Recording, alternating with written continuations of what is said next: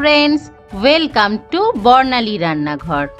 আজকের পর্বে আমি রুই মাছের খুবই টেস্টি একটা রেসিপি নিয়ে হাজির হয়েছি। আজ আমি বানাচ্ছি রুই পোস্ত আমার নিজের স্টাইলে। গরম ভাতের সাথে যদি এই রকম রুই পোস্ত থাকে তাহলে ভাত খাওয়ার জন্য আর কিছুই লাগবে না। চলুন তাহলে আজকে রেসিপিটা শুরু করা যাক। রুই পোস্ত বানানোর জন্য ব্যবহার করছি আমি সর্ষের তেল। যে কোনো বাঙালি মাছের রান্না সর্ষের তেলে করলে টেস্টটা ভালো হয়। এখানে আমি 7 পিস রুই মাছ নিয়েছি। রুই মাছটাকে আগে ভালো করে ধুয়ে জল ঝরিয়ে নুন, হলুদ আর একটু লঙ্কার গুঁড়ো মাখিয়ে রেখেছিলাম 10 মিনিটের জন্য। তারপরে গরম তেলে দিয়ে মাছটাকে আমি দুটো ব্যাচে ভালো করে ভেজে নিচ্ছি। তবে মাছটাকে বেশি লাল লাল করে ভাজবো না, আবার একেবারে কাঁচাও রাখবো না, একটু হালকা করে ফ্রাই করে তুলে নিচ্ছি।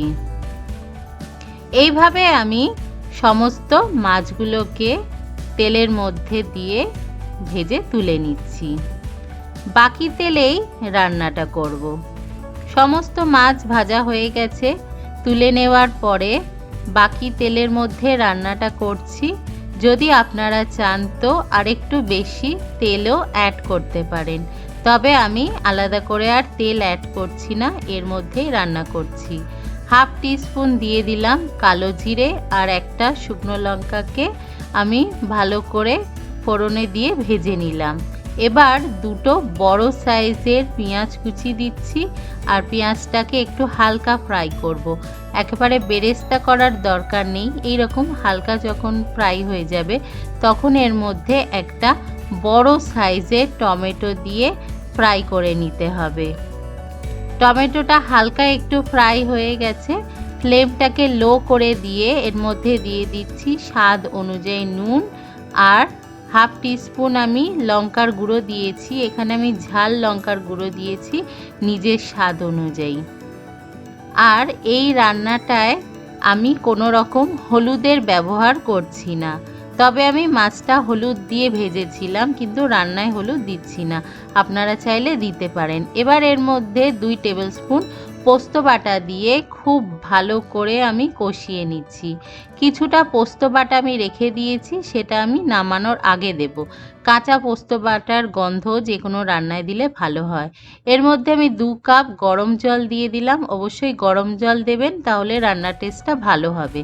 এবার সেই আগের থেকে ভেজে রাখা মাছটা দিয়ে দিলাম আর ঢাকা দিচ্ছি না, আমি ঢাকা দেওয়া ছাড়াই এই মাছটাকে আমি 5-7 মিনিটের জন্য ফুটিয়ে নিলাম। আর এর মধ্যে 2টো কাঁচা লঙ্কা দিয়ে দিয়েছি এবার, আর সেই সঙ্গে দিয়ে দিলাম আমি বাকি পোস্ত বাটাটা। যেহেতু রুই পোস্ত বাটাটা একটু বেশি দেওয়ার চেষ্টা করবেন, তাহলে টেস্টটা ভালো হবে। ধনেপাতা কুচি ছড়িয়ে দিয়ে আমি 2-3 মিনিটের জন্য একটু ঢেকে রেখেছিলাম। এবার ঢাকা সরিয়ে নিচ্ছি। দেখুন এইরকম গা মাখা একটা গ্রেভি হবে, বেশি ঝোলঝোল হবে না। এবার একটু কাঁচা সর্ষের তেল দিয়ে আমি ভালো করে নাড়াচাড়া করে গ্যাসটা বন্ধ করে দিচ্ছি। পোস্তর সঙ্গে কাঁচা সর্ষের তেলটা খুব ভালো যায়। 10 মিনিট স্ট্যান্ডিং টাইমে দেওয়ার পরে গরম গরম ভাতের সাথে আমি সার্ভ করেছি রুই পোস্ত আমার নিজের স্টাইলে। অবশ্যই রেসিপিটা বাড়িতে ট্রাই করুন, আর আপনাদের কেমন লেগেছে আমাকে কমেন্ট করে জানাতে ভুলবেন না। ভিডিওটা দেখার জন্য সবাইকে অনেক ধন্যবাদ। দেখা হচ্ছে পরের ভিডিওতে। সবাই ভালো থাকবেন, ভালো খান, সুস্থ থাকুন। বাই।